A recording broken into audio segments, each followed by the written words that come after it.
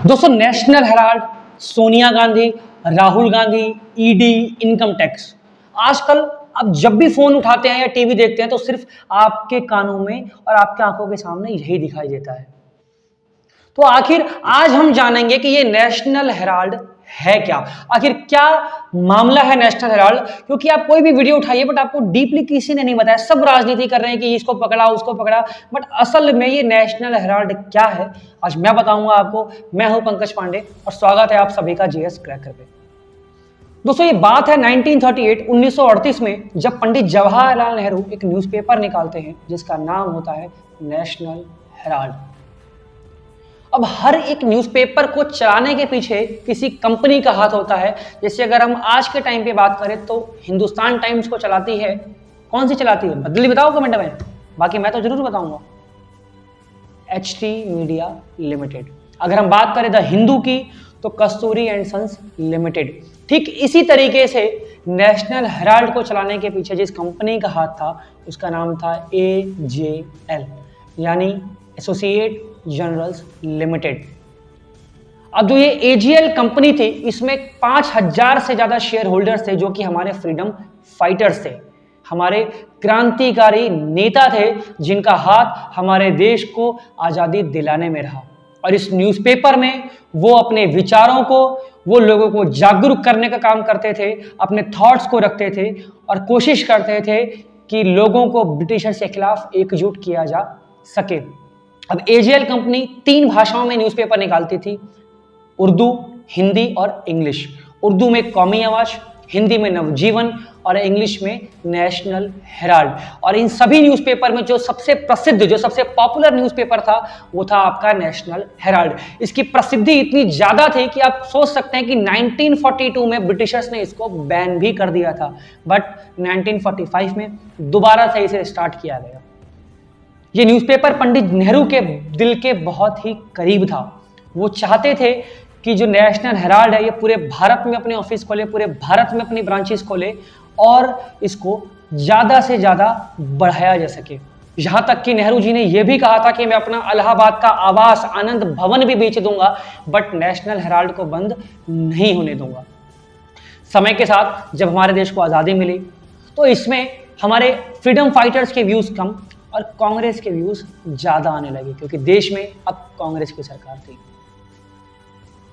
अब सरकार ने समय समय पर नेशनल हेराल्ड यानी एजीएल कंपनी को पूरे भारत में लैंड दिए, जमीनें दी, ताकि ये अपने पूरे भारत में ऑफिसेस खोल सकें, जैसे पंचकुला, दिल्ली, मुंबई, लखनऊ, इस तरीके से।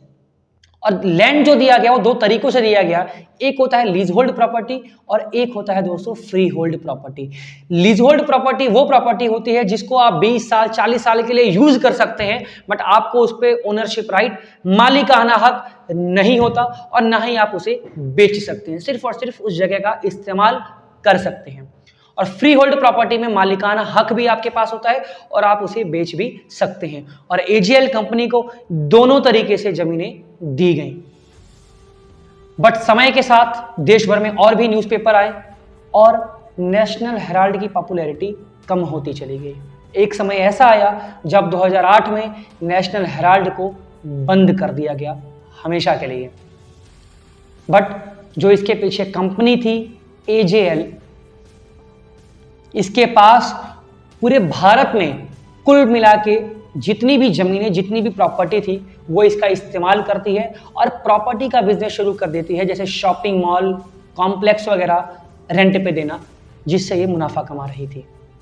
अगर कुल मिला के देखा जाए तो डीएलसी रेट के अकॉर्डिंग, डीएलसी रेट वो रेट जो सरकारी रेट होता है प्रॉपर्टी का, उसके अनुसार भी एजीएल के पास करीब 2000 करोड़ की संपत्ति थी। अगर हम मार्केट में देखें, जैसे हमारे यहाँ इंडिया में कभी भी सरकारी रेट पर ज़मीनें ना खरीदी जाती हैं और ना ही बेची जाती हैं, बस कागज़ पर रेट कम दिखाया जाता है इनकम टैक्स बचाने के लिए। 5 लाख की प्रॉपर्टी है तो उसको 15 लाख में बेचा जाता है, ये आप सभी को पता है। तो डीएलसी रेट के अनुसार ये प्रॉपर्टी 2000 करोड़ की थी एजीएल के पास, बट अगर मार्केट वैल्यू देखी जाए तो करीब 7 से 8 हजार करोड़ रुपए की। अब जो कांग्रेस है वो समय समय पे उसने कुल मिला के 90 करोड़ रुपए लोन दिया एजीएल कंपनी को क्योंकि कांग्रेस का मानना था कि हमारे लिए एजीएल एक राष्ट्र धरोहर है और हम चाहते हैं कि ये कभी बंद ना हो। बट कंपनी घाटे में जाती है। अब दूसरी तरफ क्या होता है, 2010 में एक कंपनी बनाई जाती है, एक नॉन प्रॉफिट कंपनी जिसका नाम रखा जाता है यंग इंडिया लिमिटेड, और जिसकी 76% हिस्सेदारी होती है सोनिया गांधी और राहुल गांधी के नाम पे। बाकी की 24% हिस्सेदारी कांग्रेस के बड़े नेता मोतीलाल वोहरा और ऑस्कर फर्नांडिस के पास होती है। अब क्या होता है कि जो यंग इंडिया लिमिटेड थी, ये कांग्रेस को 50 लाख रुपए देती है, और एजेएल जिसके पास कांग्रेस का 90 करोड़ रुपए लोन होता है, उसका पूरा मालिकाना हक कांग्रेस यंग इंडिया लिमिटेड को दे देती है। अब आप सोचो, अगर एजेएल की कहीं एक छोटी सी प्रॉपर्टी भी बेच दी जाती तो शायद कांग्रेस का 90 करोड़ का लोन चुकता हो जाता, बट ऐसा ना करते हुए इन्होंने 90 करोड़ की बजाय पूरे 2000 करोड़ की संपत्ति यंग इंडिया लिमिटेड के नाम कर दी। और दूसरी तरफ आप समझ सकते हैं कि यंग इंडिया लिमिटेड ने कांग्रेस को 50 लाख रुपए दिए और इसके बदले में पूरी 2000 करोड़ की प्रॉपर्टी यंग इंडिया लिमिटेड के नाम कर दी गई। 2008 के आसपास जब ये सारी चीजें चल रही थी तो एजेएल में अब करीब बस 1054 या 55 शेयर होल्डर्स बचे हुए थे, क्योंकि समय के साथ जो फ्रीडम फाइटर्स से कुछ मर गए, कुछ गायब हो गए, तो ये संख्या अब 1000 के आसपास आ गई। और ऐसा कहा जाता है कि जब इसकी हिस्सेदारी एजेएल की पूरी यंग इंडिया लिमिटेड के नाम करी गई तो बाकी लोगों को नहीं बताया गया। एजेएल में भी 30% से ऊपर की हिस्सेदारी राहुल गांधी, प्रियंका गांधी, सोनिया गांधी के नाम थी। और जो ये तीनों थी, यंग इंडिया लिमिटेड, कांग्रेस और एजेएल, इन तीनों में जो बड़े पद पे बैठे हुए थे वो लगभग सेम लोग ही थे, एक ही लोग थे, और कानों कान इसकी खबर भी किसी को नहीं लगी। ऐसा कहा गया 2012 में जब सुब्रमण्यम स्वामी ने इसके खिलाफ कोर्ट में केस किया। इससे पहले नेशनल हेराल्ड के केस के बारे में कोई जानता भी नहीं था। और कई लोग कहते हैं कि ये बीजेपी वर्सेस कांग्रेस का मैटर है, बट मैं ये आपको बताऊं कि जब सुब्रमण्यम स्वामी ने 2012 में एक केस फाइल किया था तब वो बीजेपी के सदस्य नहीं थे, वो बीजेपी के सदस्य 2013 में बने।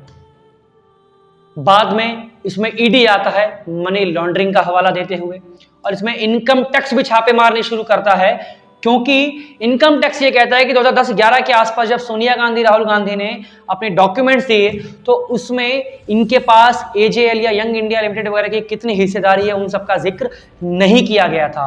और जो ये पूरा 90 करोड़ से 2000 करोड़ का जो पूरा ये ट्रांसफर होता है कुछ लोगों के बीच में, इसके भी पूरे कागजात, क्लियर डॉक्यूमेंट्स इन लोगों के पास नहीं है, इसलिए इसे देश का बहुत बड़ा घोटाला बताया जा रहा है। बट ये तो थी वन साइडेड। अगर हम कांग्रेस का पक्ष जाने तो कांग्रेस ये कह रही है कि जब सोनिया गांधी, राहुल गांधी या किसी के भी पर्सनल अकाउंट में 1 रुपए नहीं गए हैं तो ये फ्रॉड किस बात का है। यंग इंडिया लिमिटेड तो एक नॉन प्रॉफिट कंपनी है, बट लोगों का यह कहना है कि एक नॉन प्रॉफिट कंपनी को भी बाद में कानून के तहत एक प्राइवेट लिमिटेड कंपनी बनाई जा सकती है और उसके फायदे उठाए जा सकते हैं। तो इस पे कांग्रेस का पक्ष है कि जो चीज फ्यूचर में होनी है उसको लेके अभी से केस क्यों करना, जब फ्यूचर में क्राइम होगा तो फ्यूचर में केस किया जाएगा। बट ईडी इसमें मनी लॉन्ड्रिंग और इनकम टैक्स इसमें बाकी चीजों की वजह से आ जाती है, और अब ये लड़ाई देश में राजनीतिक प्रतिस्पर्धा बन के रह गई है, बीजेपी वर्सेस कांग्रेस। तो आज आपने ध्यान से समझा कि आखिर ये नेशनल हेराल्ड केस क्या था, जिसमें कांग्रेस 90 करोड़ का लोन जिसको एजेएल को दिया गया था वो कुछ बेच के वापस ले सकती थी, बट उसके बदले में पूरे 2000 करोड़ की संपत्ति यंग इंडिया लिमिटेड के नाम पे कर दी जाती है। तो आगे इसी तरीके की खबरें जानने के लिए और फैक्ट्स जानने के लिए सब्सक्राइब करिए हमारे चैनल जीएस क्रैकर को, और ये बात ज्यादा से ज्यादा लोगों को शेयर कीजिए ताकि लोग नेशनल हेराल्ड के सच्चाई के बारे में जानें, कांग्रेस का पक्ष भी जानें और विपक्ष का पक्ष भी जानें। धन्यवाद।